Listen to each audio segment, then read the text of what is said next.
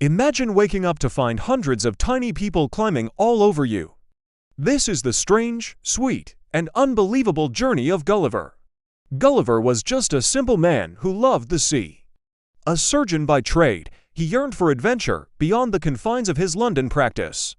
One fateful day, he set sail on the Antelope, bound for the South Seas, but fate had other plans. A violent storm struck, tossing the ship like a toy in a tempest. Waves crashed over the deck, and before he knew it, Gulliver was swept overboard into the churning waters. Hours passed as he fought against the relentless sea.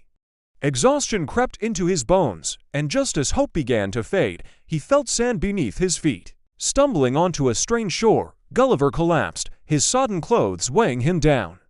Sleep claimed him instantly, his mind drifting into dreams of home. But oh, what awakening awaited him! As the first rays of dawn touched his face, Gulliver stirred, only to find he couldn't move. Hundreds of gossamer thin threads crisscrossed his body, pinning him to the ground. And then he saw them, tiny figures, no taller than his thumb, scurrying about his prone form. Their voices were like the tinkling of tiny bells, their weapons no more than pins and needles. These were the Lilliputians, inhabitants of a land where everything was in perfect miniature. Their cities were like intricate dollhouses, their cattle no bigger than mice. At first, they regarded Gulliver with fear and suspicion, dubbing him the Man Mountain, but curiosity soon overcame their wariness. The Lilliputians, though small in stature, possessed hearts brimming with hospitality. They fashioned a makeshift house for Gulliver using hundreds of their own tiny beds pushed together. His meals were served in great platters, great to them, that is, which to Gulliver were no more than thimbles of soup and morsels of bread. As days passed, Gulliver and the Lilliputians grew fond of each other. He marveled at their ingenuity, watching as they constructed elaborate pulley systems to climb onto his shoulders. Children would use his pockets as playgrounds, sliding down his sleeves with peals of laughter.